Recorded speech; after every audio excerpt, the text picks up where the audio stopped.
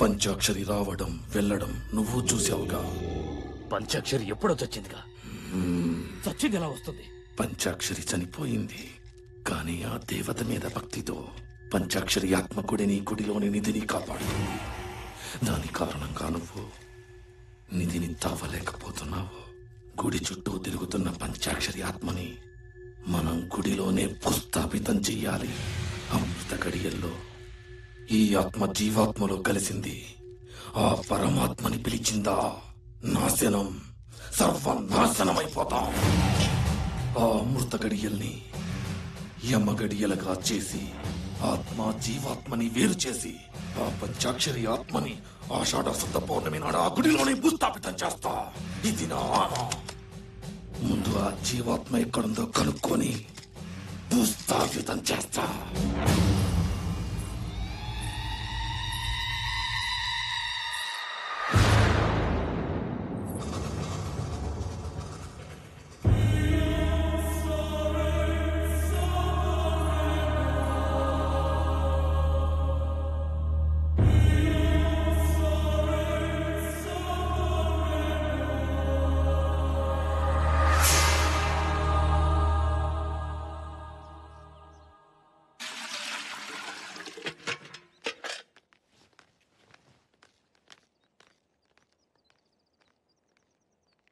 ఓ చిన్న సలహా అడుగుదామని వచ్చాం. నా పరిస్థితి ఏమిటో నాకే తెలియని స్థితిలో ఉన్నాను. నేనేం సలహా ఇవ్వగలను? పోయిన ఏడాది బోనాల్లో పంచాక్షరిని పోగొట్టుకున్నాం. గుడి మూతపడింది. మళ్ళీ ఆషాఢ పున్నమి వస్తోంది. ఈ ఏడాది బోనాల విషయం ఏం చేయాలో తోచడం లేదు. పంచాక్షరి పోయిన బాధ నుంచి నేను ఇంకా తేరుకోలేదు. మీకేది మంచిదనిపిస్తే అదే చేయండి. దారి తోచనప్పుడు మన సంకల్పాన్ని మించిన మార్గదర్శి మరొకటి లేదు. ఎక్కడ పంచాక్షరి పుట్టి చనిపోయిందో అక్కడే పంచాక్షరి ప్రతిమని ప్రతిష్ఠించి ప్రతి ఇంట్లోనూ ఉన్న ముత్తైదువులంతా పంచాక్షరి దీక్ష తీసుకుని పసుపు ముద్దల్ని పూజించి బోనాలు తీసుకోవాలి. ఆ పసుపు ముద్దల్లో ఉన్న పవిత్రతే మన పంచాక్షరి రూపం. ఆ తల్లి దివ్యాత్మే మనకు దారి, దీపం. తలిస్తే పలికే తల్లి ఎలుగెత్తి పిలుద్దాం. ఓం నమః శివాయ, ఓం నమః శివాయ.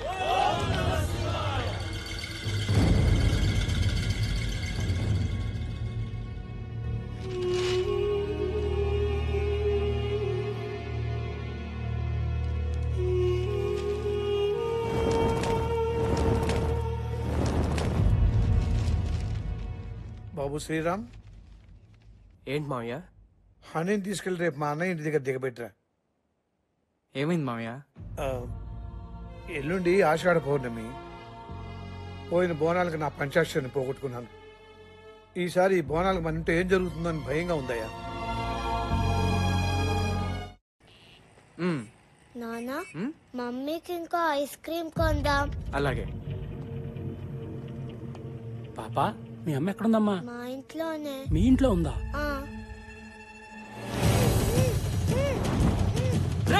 ఆగరా.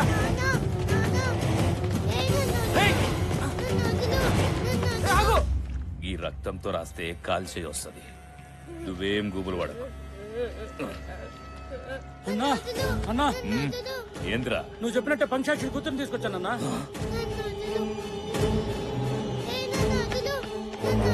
ఎందుకు నా కూతురు ఎత్తుకొచ్చా?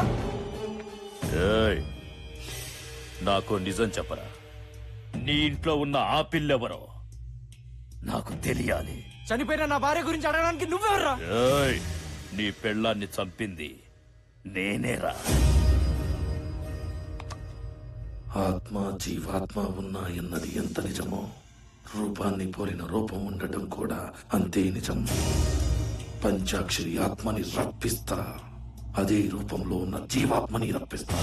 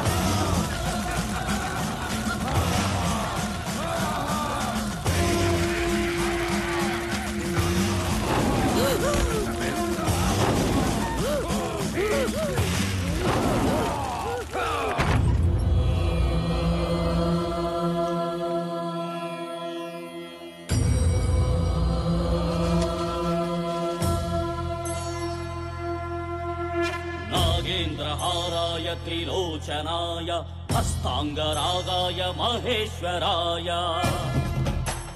नित्याय शुद्धाय दिगम्बराय तस्मै नकाराय नमः शिवाय मन्दाकिनी सलिल चन्दनच्युताय नन्दीश्वर प्रमथनाथ महेश्वराय मन्दार मुख्य बहुपुष्प सुपूजिताय तस्मै मकाराहिताय नमः शिवाय शिवाय गौरी वदनारविन्द सूर्याय दक्षाध्वरनाशनाय श्रीनीलकण्ठाय वृषध्वजाय तस्मै शिकाराय नमः शिवाय वसिष्ठ कुम्भोद्भव गौतमादि मुनीन्द्रदेव शतशेखराय चन्द्रार्क वैश्वानर लोचनाय तस्मै वकाराय नमः शिवाय यक्षस्वरूपाय जटाधराय पिनाकहस्ताय सनातनाय दिव्याय देवाय दिगम्बराय तस्मै यकाराय नमः शिवाय బయట జరుగుతున్నదా నాపో शिव सन्निधौ शिवलोकमवाप्नोति शिवेन सह मोदते पंचाक्षरी अम्मा पंचाक्षरी पंचाक्षरी अम्मा पंचाक्षरी पंचाक्षरी अम्मा पंचाक्षरी पंचाक्षरी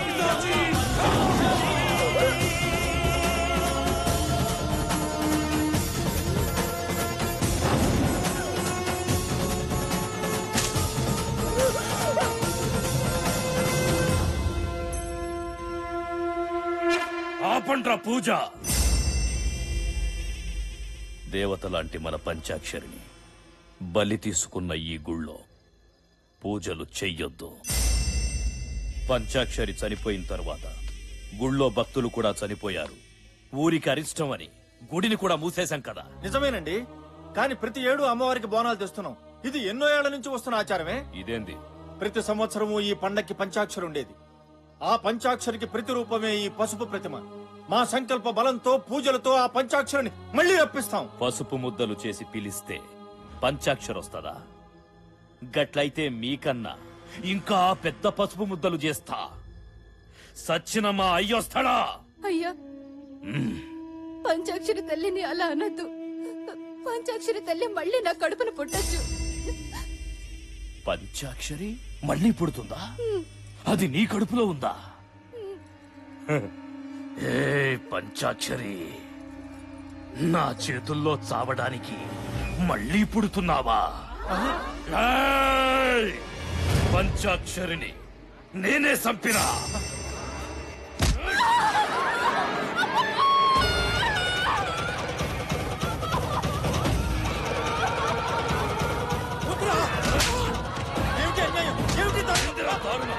నా గడ్డొస్తే ఎవరిని వదలా.